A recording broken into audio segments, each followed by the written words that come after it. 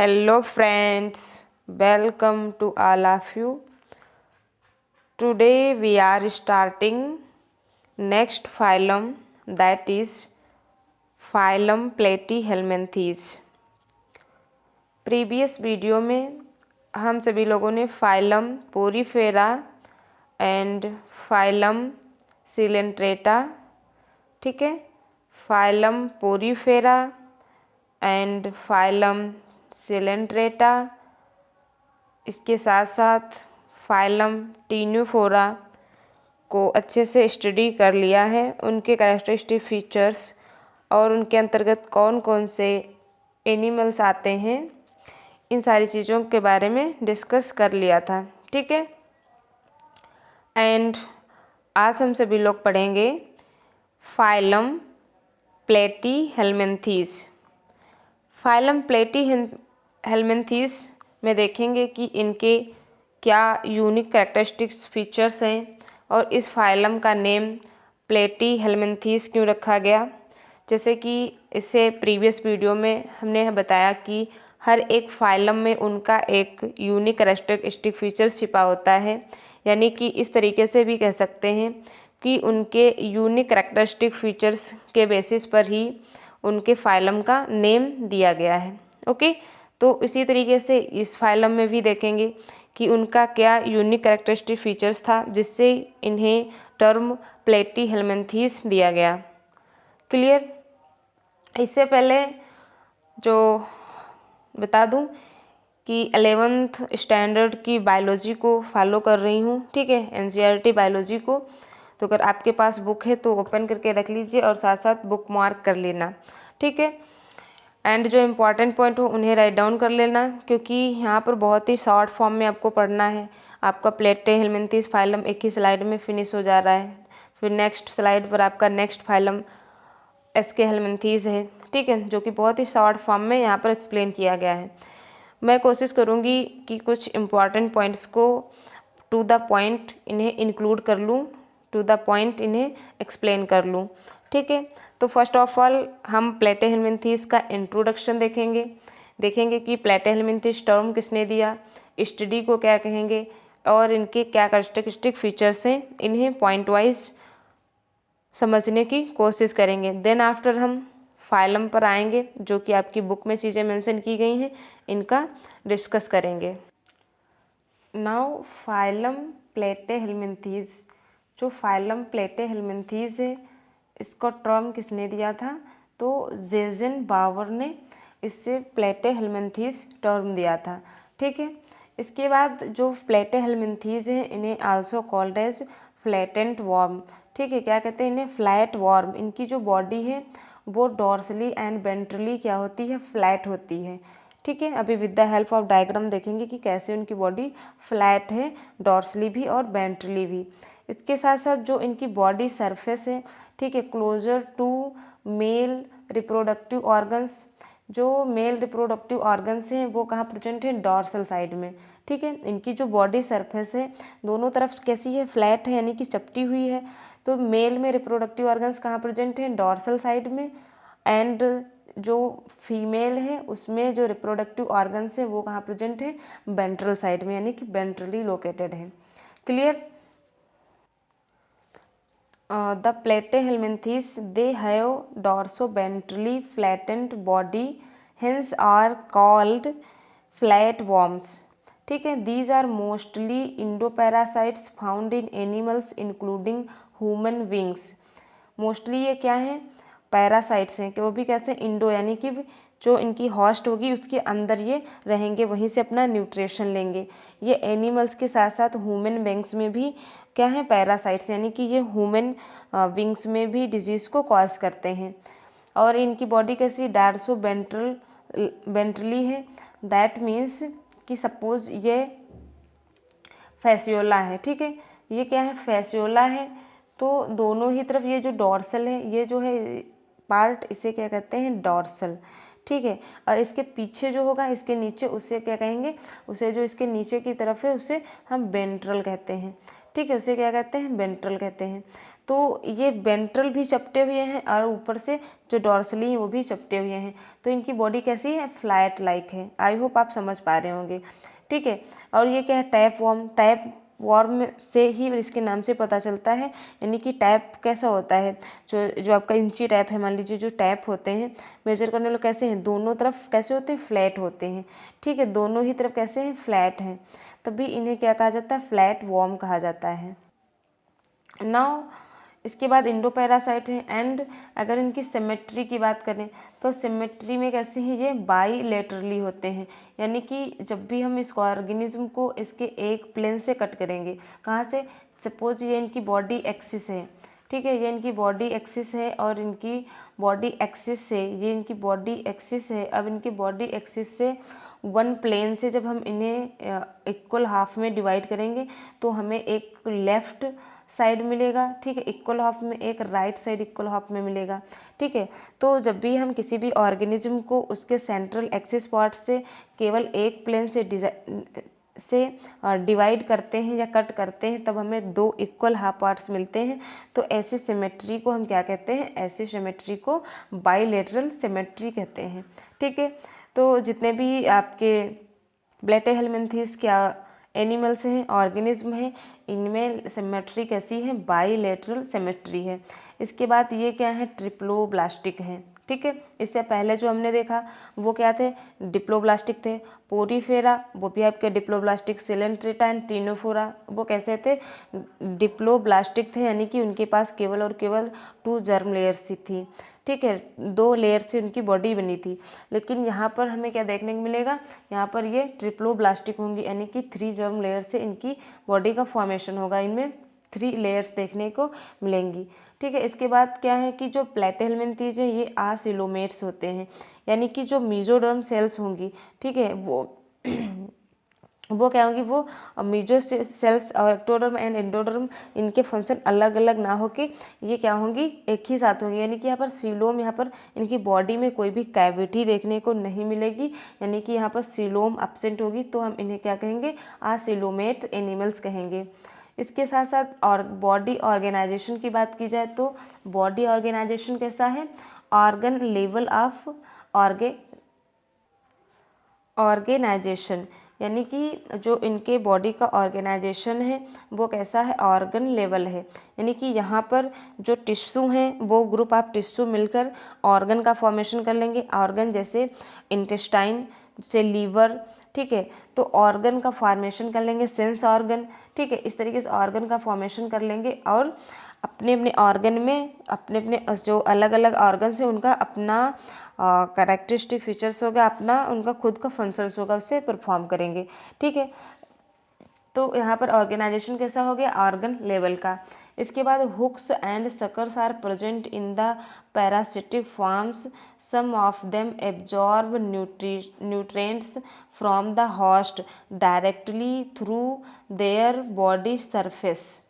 Okay, क्या कहने का मतलब है, यहाँ पर एक नेक्स्ट फीचर्स हमें क्या देखने को मिल रहा है कि जो इनके माउथ हैं, इनके माउथ में हुक और सकर्स प्रेजेंट होंगे, ठीक है, हुक्स एंड सकर्स प्रेजेंट होंगे, जिससे क्या करेगा, अपनी होस्ट सेल से न्यूट्रिशन को एब्जॉर्ब करेगा, ठीक है, क्या करेगा, अपनी होस्ट सेल से न्यूट्रिशन को एब्जॉर्ब करेगा directly through their body surface.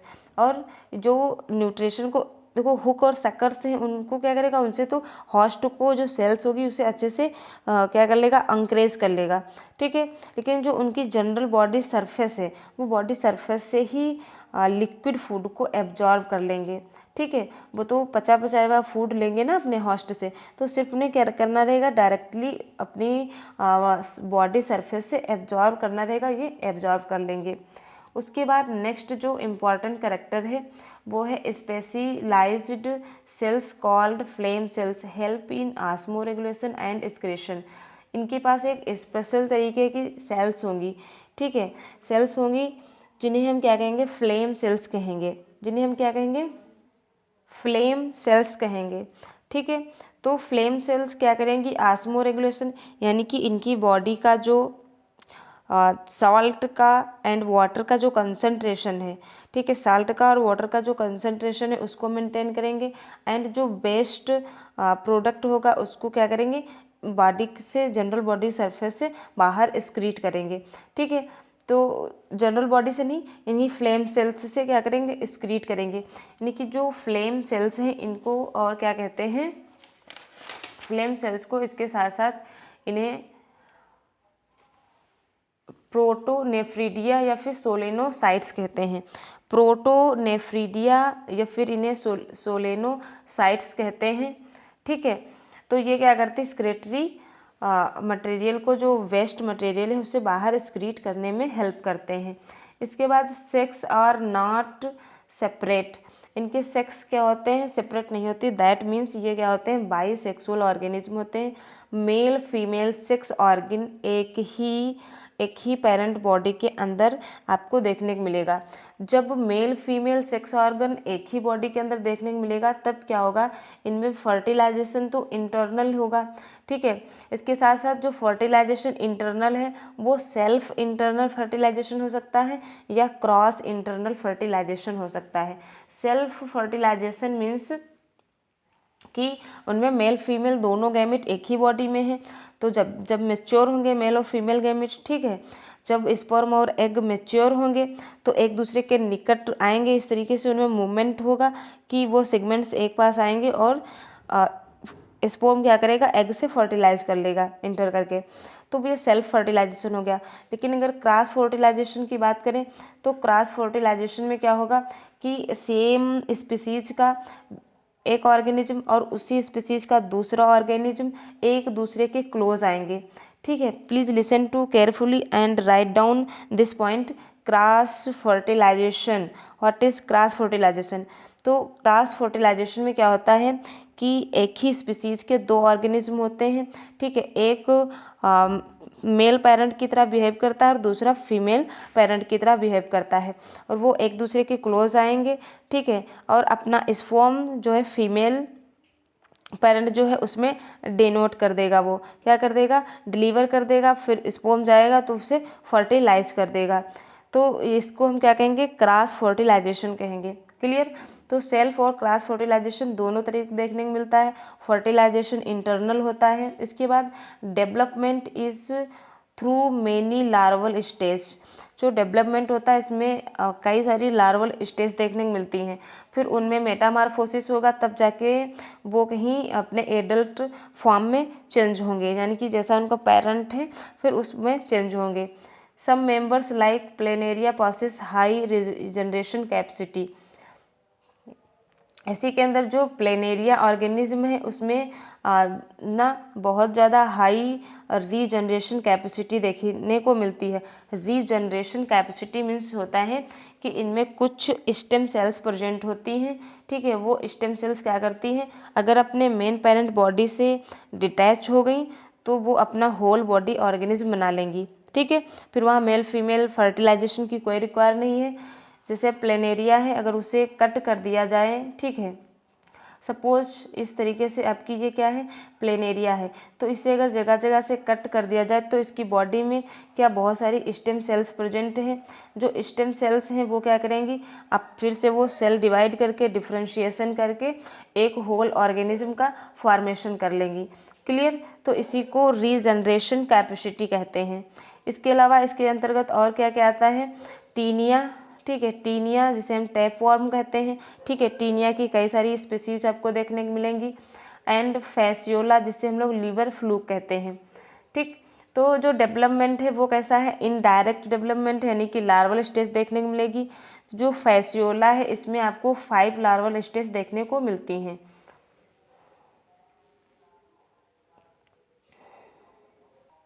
Fasciola और टीनिया में इनडायरेक्ट डेवलपमेंट के दौरान जो लार्वल फॉर्म होती हैं, ठीक है, जो लार्वल फॉर्म होती हैं वो क्या होती हैं, पैरासाइट हैं।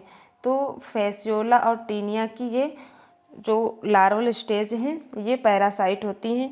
फैसियोला में जो फर्स्ट लार्वल स्टेज होती है वो होती है मिरासीडियम, देन आफ्टर स्पोरोसिस्ट।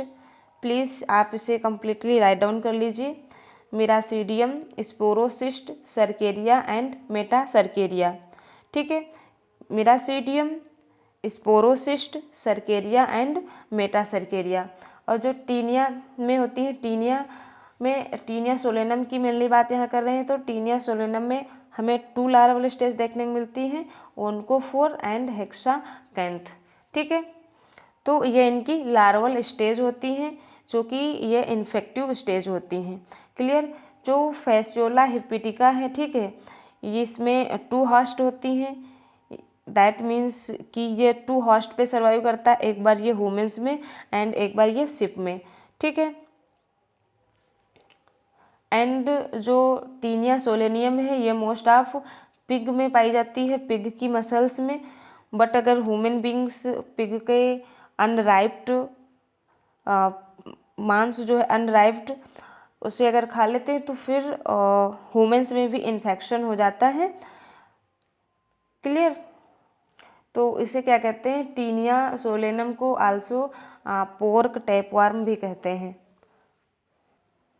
क्लासिफिकेशन, जो प्लेटेहेल्मिन्थीज है इन्हें 3 क्लासेस में डिवाइड किया गया है। ये फर्स्ट क्लास है टर्बिलेरिया, ठीक है, ये सेकेंड क्लास है ट्रीमेटोडा, ये थर्ड क्लास है सिस्टोडा। ठीक है, तो जो क्लास टर्बिलेरिया है इसके अंतर्गत सभी फ्री फॉर्म आते हैं।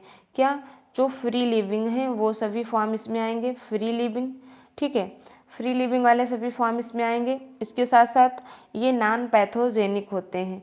क्या होते हैं, नॉन पैथोजेनिक होते हैं, यानी कि ये जो पैरासाइट नहीं होते हैं। ठीक है, ये क्या है, ये पैरासाइट नहीं होती हैं। और जो टर्बेलेरिया हैं इन्हें कॉमनली हम क्या कहते हैं, प्लेनेरियंस भी कहते हैं। ओके, बॉडी इनकी कैसी होती, अनसेगमेंटेड होती है। एपिथेलियल सेल्स जो प्रेजेंट होती वो बॉडी वॉल बनाती हैं। और जो इनकी बॉडी वॉल है वो कैसी होती है, सेंसियल या फिर मल्टी न्यूक्लिएटेड होती है। यानी कि जो इनकी एपिडर्मिस होगी, ठीक है, जो इनकी एपिथेलियल है, जो इनकी बॉडी वॉल है, इसमें एक सेल के अंदर कई सारे न्यूक्लियस प्रेजेंट होंगे। इस कंडीशन को हम लोग क्या कहते हैं, सेंसियल या मल्टी न्यूक्लिएटेड कहते हैं। और सभी सेल्स एक दूसरे से अटैच होंगी। इसके बाद क्या होता है कि ये जो हैं इनमें लार्वा जो है वो क्या होता है, रेविडिटी फॉर्म्स इनका लार्वा होता है। ठीक है, और इनमें सकर्स एब्सेंट होते हैं। क्या होते हैं, सकर्स एब्सेंट होते हैं। ओके, एंड जो ट्रीमेटोडा हैं, ठीक है, टर्बिलेरिया के एग्जाम्पल की बात करें तो इसके अंतर्गत कौन कौन से आते हैं, प्लेनेरिया आएगी। ठीक है, एग्जाम्पल की बात करते हैं तो क्या आएगा, प्लेनेरिया आएगा इसके अंतर्गत, प्लेनेरिया। एंड बाईपेलियम आएगा इसके अंतर्गत, क्या आएगा, बाईपेलियम आएगा इसके अंतर्गत। एंड नेक्स्ट इज थीसोनोजा कॉन्व्यूलोटा, ये इनके कुछ मेंबर्स हैं टर्बिलेरिया, क्लास टर्बिलेरिया के। ओके, एंड अब बात करते हैं ट्रीमेटोडा, क्लास ट्रीमेटोडा की। प्लीज़ आप इन चीज़ों को राइट डाउन कर लीजिए। ठीक है, जो क्लास ट्रीमेटोडा है ये एक्टोपैरासाइट हो सकते हैं। ठीक है, एक्टोपैरासाइट हो सकते हैं, इसके साथ साथ ये इंडोपैरासाइट्स भी होते हैं, यानी कि होस्ट की बॉडी सरफेस पे भी देखने को मिलेंगे और उनकी बॉडी के अंदर भी ये रहेंगे। एंड एक्टोपैरासाइट इंडोपैरासाइट हैं तो सिंपली ये क्या है, पैथोजेनिक है। ट्रीमेटोडा के अंतर्गत कौन आता है, फैसियोला। ठीक है, ट्रीमेटोडा के अंतर्गत कौन आता है, फैसियोला, जिसे हम लोग कॉमनली क्या कहते हैं, लीवर फ्लूक कहते हैं। तो ये आपको डायग्राम आपने देखा भी, ये लीवर फ्लूक का है। इसके बाद इनकी बॉडी कैसी, अनसिगमेंटेड है और सीलिया या जो रेविडिटीज थे वो यहाँ पर एब्सेंट होंगे। इसके साथ साथ सकर्स प्रेजेंट होंगे। ये देखें अब यहाँ पे क्या सकर्स प्रेजेंट है, तो इनमें सकर्स प्रेजेंट होंगे। और टर्बिलेरिया में क्या था, सकर्स एब्सेंट थे। क्लियर। एंड इसके एग्जाम्पल्स की बात करें कि ट्रीमेटोडा में कौन कौन से एग्जाम्पल्स आते हैं, इसके अंतर्गत कौन कौन से ऑर्गेनिज्म आते हैं, तो एक तो आपका हो गया लीवर फ्लूक। ठीक है, इसके अलावा पैरागोनियम वेस्टर्निया ये आएगा, फैसियोलेप्सिस यानी कि फैसियोला की जो अदर स्पीसीज हैं वो सब इसी में आएंगी। क्लियर। फैसियोला हेपेटिका को आल्सो हम लोग क्या कहते हैं, शिप लीवर फ्लूक भी कहते हैं। नाउ अब बात करते हैं सिस्टोडा। तो सिस्टोडा के अंतर्गत कौन आएगा, ये जो टैपवार्म है, ठीक है, टीनिया सोलेनियम है, इसकी कई सारी स्पीसीज हैं, वो क्लास सिस्टोडा में आएंगी। तो क्लास सिस्टोडा का कैरेक्टरिस्टिक फीचर्स क्या है, ये ऑल इंडो पैरासाइट्स हैं, ठीक है, आपको इस बात को अच्छे से याद रखना है। ऑल क्या है, इंडो पैरासाइट हैं। क्लियर, सभी के सभी इंडो पैरासाइट हैं, तो सभी के सभी क्या हुए, पैथोजेनिक हुए, ठीक है। और कॉमनली इन्हें हम क्या कहते हैं, टैप वॉर्म कहते हैं। कॉमनली इन्हें हम टैप वॉर्म कहते हैं। ओके, एंड इनमें क्या होता है, स्यूडो सिगमेंटेशन देखने को मिलता है, ठीक है। इससे पहले टर्बेलिया और ट्रिमेटोडा में क्या था, इनकी बॉडी जो थी, इनकी बॉडी सर्फेस जो थी वो अनसिगमेंटेटेड थी। क्लियर, वो क्या थी, अनसिगमेंटेटेड थी। यहाँ पर हमको स्यूडो सिगमेंटेशन देखने को मिलेगा, यानी कि यहाँ पर कंपार्टमेंटलाइजेशन नहीं होगा, इंटरनल सिगमेंटेशन नहीं है, इसलिए हम इसे क्या कहेंगे, स्यूडो सिगमेंटेशन कहेंगे, यानी कि ट्रू सिगमेंटेशन नहीं है। ट्रू सिगमेंटेशन हमें कहाँ देखने को मिलेगा, फाइलम एनेलिडा में। क्लियर, इसके बाद सकर्स एंड हुक्स जो होते हैं वो यहाँ पर प्रेजेंट होते हैं। डेवलपमेंट इनका इनडायरेक्ट है, क्योंकि अभी हमने देखा सिस्टोडा में ट्रैप वार्म जो था टीनिया सोलेनियम, उनकी 2 लार्वल फॉर्म थी, ओनकोफोरा एंड हेक्सोकैंथा। क्लियर, तो आई होप यहाँ तक आपको ये इम्पॉर्टेंट पॉइंट समझ में आए होंगे। इसके बाद अब बात कर लेते हैं कि टीनिया की जो अदर स्पीसीज हैं वो कौन सी हैं, उनके कॉमन नेम क्या हैं। बहुत बार क्वेश्चन पूछ लिया जाता है उनके कॉमन नेम से। टीनिया सोलियम जो है इसे क्या कहते हैं, पोर्क टेपवार्म कहते हैं, ठीक है। क्या कहते हैं, टीनिया सोलियम स्पीसीज जो है इसे कॉमनली पोर्क टेपवार्म कहते हैं। यहाँ से क्वेश्चन पूछा गया है, ठीक है। एंड जो टीनिया सिजिनाटा है इसे बीफ टेपवार्म कहते हैं, यानी कि जो टीनिया सेजिनाटा है ये किसका इंडोपैरासाइट है, ये कैटल्स में काऊ का इंडोपैरासाइट है, इसलिए इसे बीफ टेपवार्म कहते हैं, ठीक है। इसके बाद नेक्स्ट है हाइमेनोलेपिस जो कि स्मॉलेस्ट टेपवार्म है। हाइमेनोलेपिस जो हाइमेनोलेपिस है इसे स्मॉलेस्ट टैपवार्म कहते हैं। एंड जो इकाइनोकोकस है, इकाइनोकोकस ग्रेनुलोसिस जो है इसे डॉग टैपवार्म कहते हैं, ठीक है। तो जो इनके कॉमन नेम है इन्हें भी आपको अच्छे से याद रखना है। Clear, and next very important point that is nervous system, ठीक है। प्लेटीहेल्मिन्थेस का नर्वस सिस्टम कैसा होता है, लेडर लाइक होता है। लेडर लाइक दैट मीन्स इस तरीके से इसका कनेक्शन होता है, ठीक है। तो इनके पास क्या होता है, they have condensed nerve cord and ganglia. इनके पास क्या होता है, नर्व कॉर्ड एंड गैंग्लिया होते हैं जो कि ये लेडर लाइक स्ट्रक्चर्स बनाते हैं, ठीक है। तो ये इनका क्या हुआ, नर्वस सिस्टम। तो आई होप हमने सभी इम्पॉर्टेंट कैरेक्टरिस्टिक फीचर्स को इंक्लूड किया है। इसके साथ साथ बात कर लेते हैं सेंस ऑर्गन की, ठीक है। जो सेंस ऑर्गन है, तो जो सेंस ऑर्गन है वो फ्री लिविंग फॉर्म में एब्सेंट होते हैं। फ्री लिविंग फॉर्म क्या थी, क्लास फर्स्ट जो टर्बिलेरिया के मेंबर्स थे वो सभी के सभी क्या थे, ऑल फ्री लिविंग थे। तो टर्बिलेरियंस में आपको सेंस ऑर्गन एब्सेंट मिलेंगे। इसके बाद आपको क्लास ट्रिमेटोडा और सिस्टोडा में सेंस ऑर्गन देखने को मिलेंगे, ठीक है। जो पैरासिटिक नेचर के हैं, ठीक है, उनमें आपको सेंस ऑर्गन देखने को मिलेंगे। क्लियर, नेक्स्ट वीडियो में हम नेक्स्ट फाइलम के बारे में बात करेंगे। आई होप आपको यहाँ तक अच्छे से चीज़ें समझ में आई होंगी। तो प्लेटीहेल्मिन्थेस में आई थिंक इतने ही इम्पॉर्टेंट कैरेक्टरिस्टिक फीचर्स थे जिनकी हमने बात कर ली, ठीक है। आपके 11th स्टैंडर्ड के अकॉर्डिंग हमने यहाँ पर फाइलम प्लेटीहेल्मिन्थेस को एक्सप्लेन करने की कोशिश की है। ओके, तो आप इन सभी इम्पॉर्टेंट पॉइंट्स को अच्छे से राइट डाउन कर लीजिए, ठीक है, और लर्न कर लीजिए। यहाँ से क्वेश्चन आपके नीट में भी पूछे जाते हैं, इसके साथ साथ आपके CBSE बोर्ड के लिए तो हेल्पफुल है ही। इसके बाद हम नेक्स्ट वीडियो में फैसियोला की लाइफ साइकिल से क्वेश्चन पूछे जाते हैं, तो फैसियोला की लाइफ साइकिल एंड टीनिया की लाइफ साइकिल, इन दोनों की लाइफ साइकिल को सेपरेटली पढ़ लेंगे। ठीक है, वहाँ पर जो इनके लार्वा हैं, जो 5 लार्वल स्टेजेस हैं फैसियोला में, ये बहुत इंपॉर्टेंट है, इनके कैरेक्टरिस्टिक फीचर्स इंपॉर्टेंट है लार्वा के। तो ये चीज़ें हम नेक्स्ट वीडियो में कवर करेंगे। अगर आपको यहाँ तक चीज़ें अच्छे से समझ में आई तो डेफिनेटली आप चैनल को सब्सक्राइब कर सकते हैं एंड लाइक एंड शेयर कर सकते हैं। Okay, thanks for watching.